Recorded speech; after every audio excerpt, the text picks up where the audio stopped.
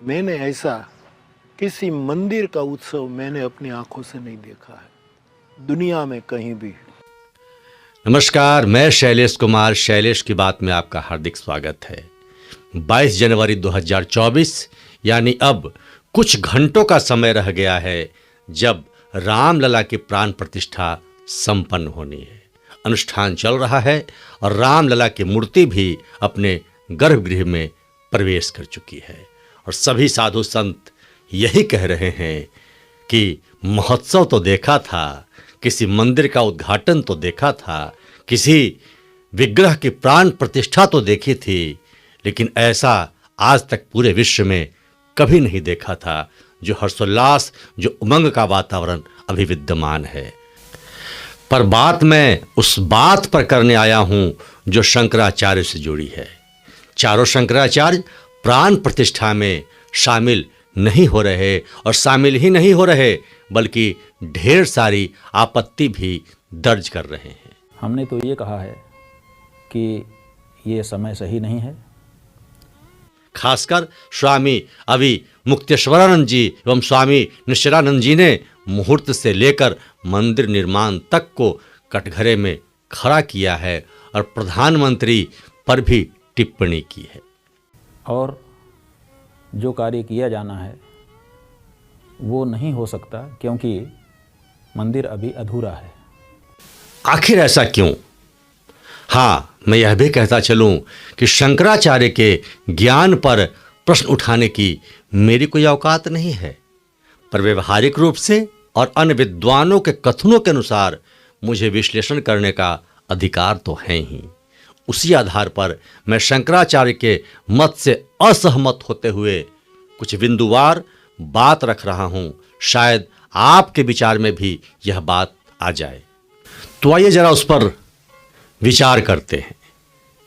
पहली बात तो यह कि यदि राम भगवान हैं, विष्णु के अवतार हैं, इस सृष्टि के पालक हैं और आप उनको भगवान मानते हैं, फिर अगर राम भगवान हैं तो सारे मुहूर्त राम के अधीन हैं, राम मुहूर्त के अधीन नहीं है।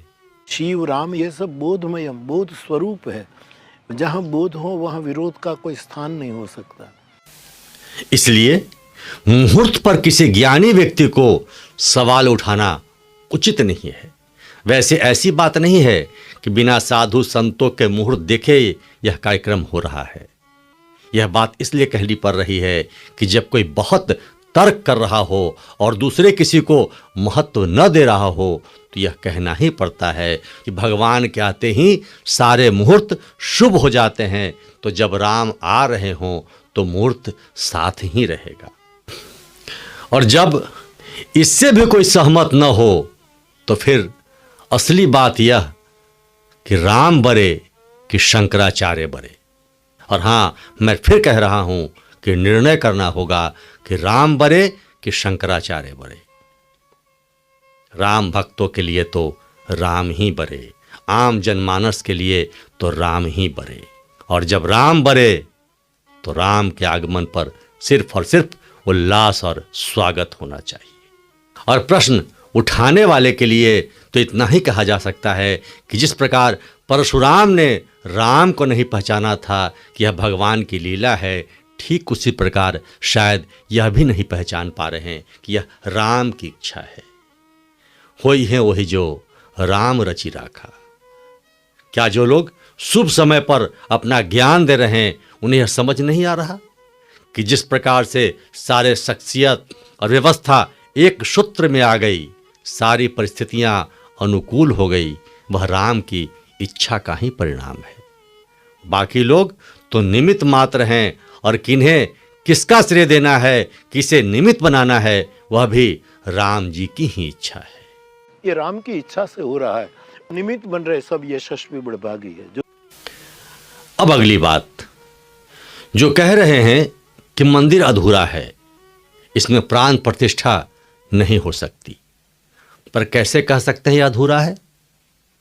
गर्भगृह पूर्ण हो चुका है, प्रांगण तैयार है, द्वार सज चुका है, परकोटा तैयार है, फिर अधूरा क्या है?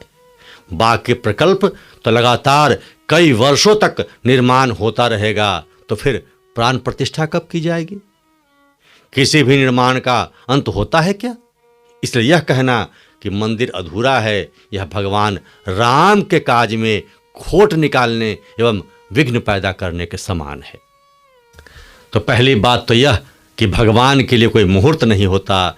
दूसरी बात यह कि होई है वही जो राम रचि राखा, जिसे निमित्त बनाना है उससे निमित्त बनाएंगे ही। और तीसरी बात यह कि यह अधूरा भी नहीं है कि जिस पर प्राण प्रतिष्ठा न हो सके। और चौथी बात यह कि कहा गया कि मैं वहाँ ताली बजाने जाऊँगा, तो राम काज में, राम भजन में ताली नहीं बजाई जाएगी तो कब बजाई जाएगी? और आपको अगर इसमें अपमान दिखता है तो आप अपने को राम से ऊपर मानते हैं, क्योंकि आप में अहंकार है, कूट कूट कर भरा है, इसलिए आप में राम वास नहीं करते। और सच तो यह है कि आप क्या नहीं जाएंगे, सच में आपको राम ने बुलाया ही नहीं है। और किसी के न जाने से राम का काज रुका नहीं करता।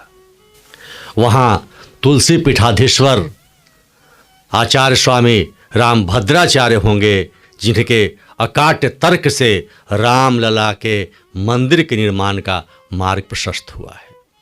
वहाँ राम कथावाचक मुरारी बापू जैसे लोग होंगे, वहाँ हनुमान भक्त बागेश्वर धाम सरकार धीरेन्द्र शास्त्री जैसे लोग होंगे, और जितने लोग होंगे वो सभी देश के रत्न होंगे। और वह राम का दरबार है, राम का आगमन है। जितने लोग होंगे वो सब धन्य होंगे, और उतना ही पर्याप्त है। वहाँ किसी के न जाने और जाने से कोई फर्क नहीं पड़ता, क्योंकि राम का आगमन अपने आप में एक विशाल महत्व रखता है। और जितने गण्यमान्य वहाँ लोग होंगे, जैसा कि मैंने कहा कि वहाँ देश के रत्न होंगे, चाहे वह कोई कलाकार हो, चाहे वह कोई खिलाड़ी हो, चाहे वह साधु हो, संत हो, ऋषि हो, मुनि हो, ज्ञानी हो, वैज्ञानिक हो, हर एक क्षेत्र के लोग वहाँ उपस्थित रहेंगे और वह देखने योग्य होगा। और हाँ, एक आखिरी बात जो मूल बात है, उसमें यह बात आ रही है कि प्रधानमंत्री मोदी जी के वहाँ प्राण प्रतिष्ठा में शामिल होने पर विरोध है। जो लोग हिंदू के धर्माचार्य हों और उन्हें मोदी जी के जाने पर अगर विरोध है, खटक रहा है, तो यह निश्चित तौर पर हास्य का विषय है। आज तक उस भूमि पर कोई दूसरा प्रधानमंत्री गया नहीं, कोई राजनेता गया नहीं। सब लोग जाने से कतराते थे। और देश में एक प्रधानमंत्री जो तिलक भी लगाता है, गंगा में डुबकी भी लगाता है और गर्व से कहता है कि हम हिंदू हैं, और रामलला के आगे साष्टांग हो जाता है, ऐसे प्रधानमंत्री पर तो आपको गर्व होना चाहिए। और जब ऐसा प्रधानमंत्री उस प्राण प्रतिष्ठा में शामिल नहीं होगा तो दूसरा कौन होगा? राम का चरण स्पर्श तो कोई भी कर सकता है।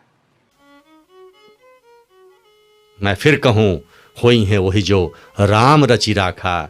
यह किसी के कहने पर नहीं हो रहा है, यह तो सब प्रभु की इच्छा है। व्यवस्थाएं बदली, सरकार बदली, एक सूत्र में बांधा गया, एक तिलकधारी प्रधानमंत्री बिठाया गया और व्यवस्था करने के लिए एक भगवाधारी मुख्य मंत्री बिठाया गया। यह प्रभु की इच्छा है, प्रभु का काज है। प्रभु स्वयं इसकी व्यवस्था देख रहे हैं, और किसे श्रेय देना है, किसे निमित्त बनाना है, यह भी उन्हीं का अधिकार है। शैलेश की बात को अभी तक सब्सक्राइब नहीं किया है तो सब्सक्राइब करें, लाइक करें। और क्षमा प्रार्थी होते हुए मैं यह भी कहना चाहता हूँ कि विद्वान, बड़े लोग, ज्ञानी लोग किसी भी मार्ग को प्रशस्त करते हैं, किसी भी त्यौहार को, किसी भी महोत्सव को, किसी भी समारोह में अगर कुछ कमियां हो तो उसे ठीक करके आगे उसका निष्पादन करते हैं, सहयोग करते हैं। यह विद्वान और ज्ञानी व्यक्ति का बड़प्पन है। शैलेश की बात में आज इतना ही। अगले एपिसोड तक जय जय सिया राम।